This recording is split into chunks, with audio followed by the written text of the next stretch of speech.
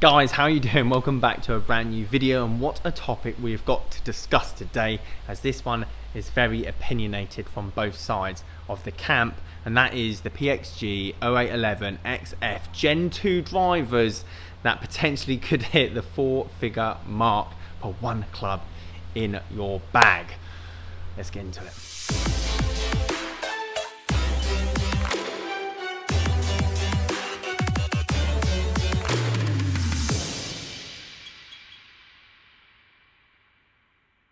So guys, for you that don't know, my name is Simon down here at Burford Golf Club, and I did get to test the Gen 1 PXG driver this year, and hopefully the possibility of trying the Gen 2 when it does get launched, probably by the end of Christmas.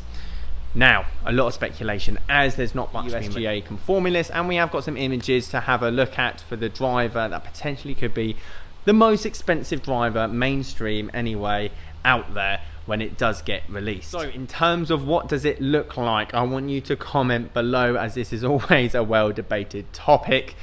Not much has changed in terms of the look of the drive. Anything actually, I'd say it probably looks like the predecessor, or the previous model I should say, to the Gen 1, because for me it doesn't necessarily look like it's any more modern than it had done with the last one. Guys, let me know what you think down below, which one you think looks better, or if actually you think both of them aren't that good, as I know the forums are very well debated in this matter.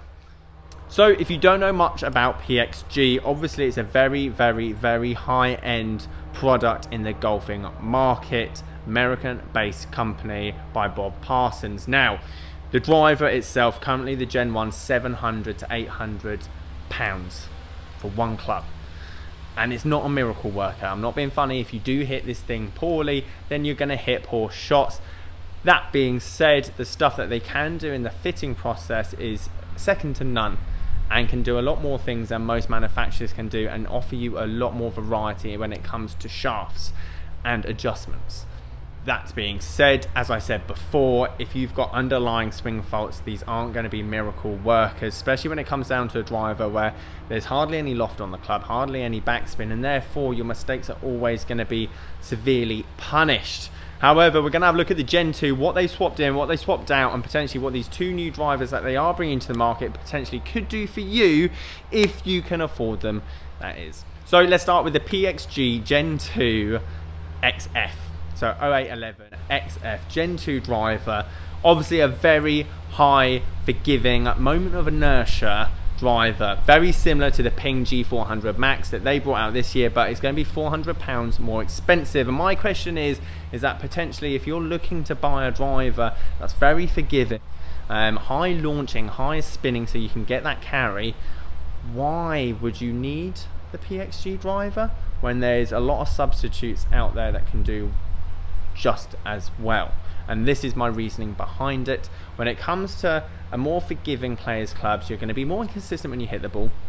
You're going to have a wider variety of possible mistakes in terms of centre to strike, impact, and also potentially you're going to be having lessons in the future to try and correct these, which means that your customized driver that potentially you're spending £800 or dollars or $1,000 on a driver potentially would be obsolete once you have cured all these swing faults.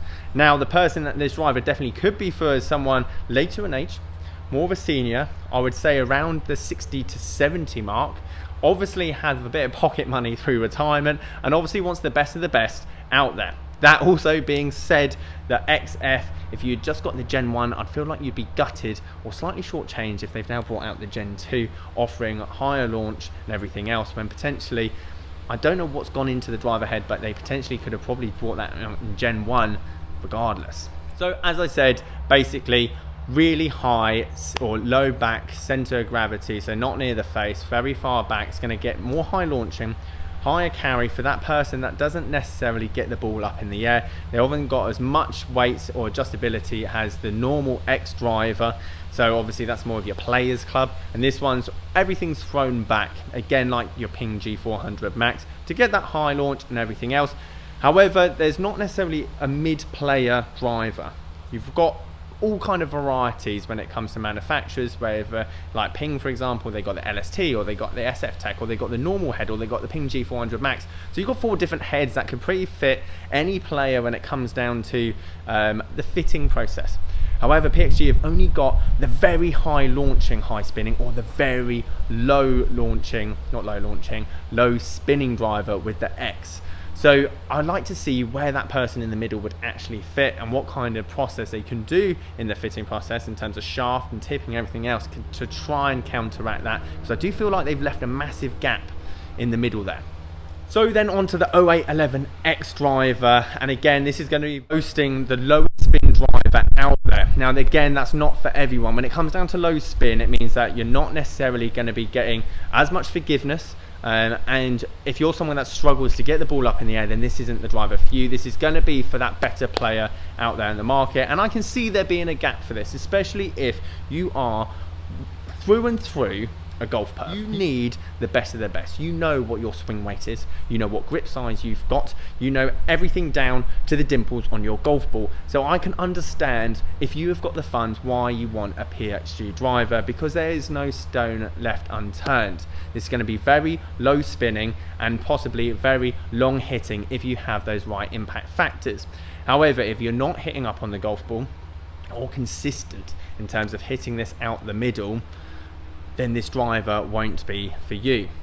Arguably, if you're a very good player, and again there could be an argument made for any of these in terms of the drivers, if you're a very good player, do you need to spend $1,000 or £850 on a driver to hit that shot down the middle? Or can you do it with a majority of different shafts that now are free upgrades with a lot of manufacturers? Will it shave that many shots off your handicap, and will distance actually help you or impede you around the golf course? As, let's be honest, 280, 290 off the tee, any golf course, unless you're playing on the European or PGA Tour, it's going to be more than enough to leave you on a wedge around your normal local golf course. So as a person that's hit the PXG Gen 1 and obviously been in the debate when it comes to the Gen 2 and 1 drivers from PXG, I want to ask you guys, is it something that you would even attempt to hit? Would you even go to a free fitting day just to test it, or you don't even want to touch the thing because you think the price could be too outrageous and probably too elitist for this sport? Guys, thank you ever so much for watching. Leave this video a like if you liked it, subscribe if you haven't already done so, and hopefully I'll be hitting this thing soon to give you my thoughts on when it finally does come out.